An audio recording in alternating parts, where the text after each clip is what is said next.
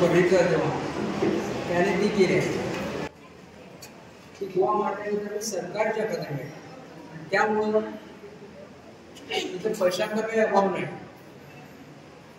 जो काही खर्च करतो ते सर्व सरकारी खर्चामध्ये कार्यक्रम होतात. फक्त सहकार्य आपलं पाहिजे सांगितलं आहे की मराठीतून आपण शिकलं पाहिजे सर्व. आणि मला माहीत आहे की आम्ही जजचा न्यायाधीशांचा सत्कार केला आहे ती मराठीतून शिकले आहे. डॉक्टर आमशेकर पैसे ते 7वीपर्यंत मराठीमध्ये शिकले आहे. आणि अशा मराठी भाषेतून आपण शिकून वर गेलो. मी सुद्धा 4थीपर्यंत मराठी आपल्या हनुमान विद्यालयामध्ये शिकलो आहे. गाडगे मास्तरकडे त्यांचे चिरंजीव आहेत आपले प्रकाश गाडगे इथं.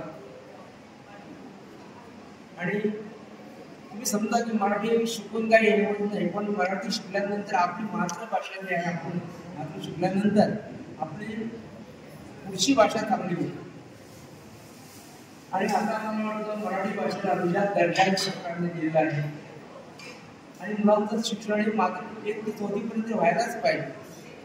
इंग्रजी पाहिजे आम्हाला, असं नाही आम्ही कुठल्या भाषेत बोलत नाही, इंग्रजी पाहिजे. कारण आता सर्व काही आपल्या तर शाळेमध्ये विचारतात इंग्रजी आहे काय, माध्यम आहे काय.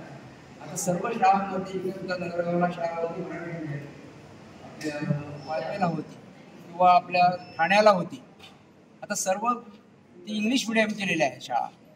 आणि त्यामुळं आपल्याला मराठी पाहिजे. कारण ही आपली सांस्कृतिक भाषा आहे, जी आपली परंपरा आहे ती आपली मराठी भाषेतून. एक उल्लेख केला आपल्या सरांनी की मराठीची स्वाक्षरी करा. मला आठवतं की आपला सुरेश काटकर मराठीचा एक खंदा कार्यकर्ता वाळपईचा, ते आम्हाला सतत सांगायचे, MGचा होता तो, की स्वाक्षरी करा मराठीत.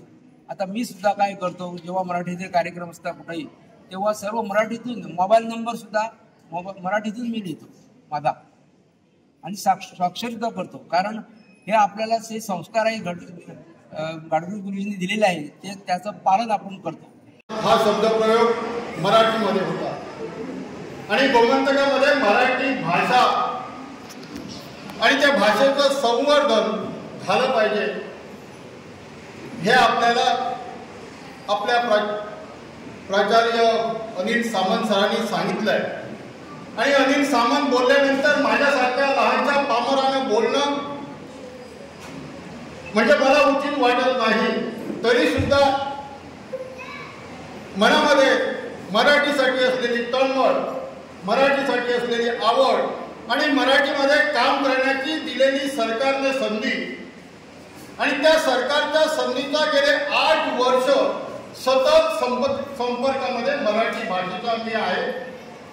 आणि मी काहीतरी शिकतो आहे असं मला वाटतं. कारण माझ्या बरोबर असलेले सगळे साहित्यिक, मग आम्ही दोघं चंद्रकांत असो किंवा आमच्या अनिल सामंत सर असो किंवा मयेकर असो किंवा आमच्यामध्ये असलेले अनेक साहित्यिक जे आमच्यामध्ये आहेत त्यांच्याकडून काहीतरी शिकण्याचा मी प्रयत्न करतो आहे आणि शिकतोय म्हणजे गोमंतकामध्ये मराठी फक्त ही रुजू झालेली आहे. सत्तरी तालुक्यामध्ये असं नाही, सत्तरी तालुक्यामधून गोमंतकामध्ये घराघरामध्ये त्यांनी सांगितल्याप्रमाणे मराठी भाषा ही घराघरामध्ये, मराठी भाषा ही शाळेमध्ये आणि मराठी भाषा ही देवदेवळामध्ये गेलेली आम्हाला बघायची आहे असं म्हणण्यापेक्षा आम्ही असं म्हणू की गेली 8 वर्ष जे मराठीसाठी आम्ही काम करतो आहे ते अतिशय तळमळीने काम करतो आहे.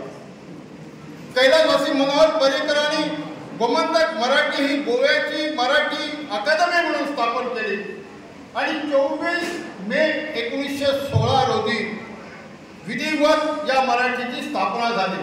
आणि मराठी स्थापना झाल्यानंतर गेले 8 वर्ष मी म्हणेन, 8-8.5 वर्ष मी म्हणेन की सबंध गोमंतकामध्ये विविध प्रकारचे कार्यक्रम आम्ही आतुरतेने आवड घेऊन प्रेरणेने आणि प्रामाणिकपणे करत आहोत. आणि त्यावेळी कैलासवासी मनोहर पर्रीकरांनी अनिल सामंत सारखे एक प्रामाणिक, हुशार, तळमळीने काम करणारे आणि विचारवंत शिक्षण तज्ञ असे आम्हाला मराठी अकादमीसाठी अध्यक्ष म्हणून दिले. आणि त्यांच्या खाली काम करताना मनाला असा आनंद वाटत मराठीबद्दल प्रेम वाटायला लागलं. संपूर्ण 11ही तालुक्यामध्ये आम्ही मराठी विभाग स्थापन केले आणि त्याचप्रमाणे मराठीची संस्कृती वाढवावी, मराठीची संस्कृती जतन करावी म्हणून त्या गावामध्ये त्या तालुक्यामध्ये आम्ही सांस्कृतिक केंद्र स्थापन केली आणि केंद्रामध्ये एक कमिटी स्थापन केली. मला आनंद होतो आहे की आज बाळूसारखा ह्या सत्तरी तालुक्यामध्ये नरहरी हळदणकरांनी त्यांच्यावर जबाबदारी सोपवली आणि ती जबाबदारी सत्तरी तालुक्याची त्या सत्तरी विभागाची त्यांच्याकडे दिलेली आहे.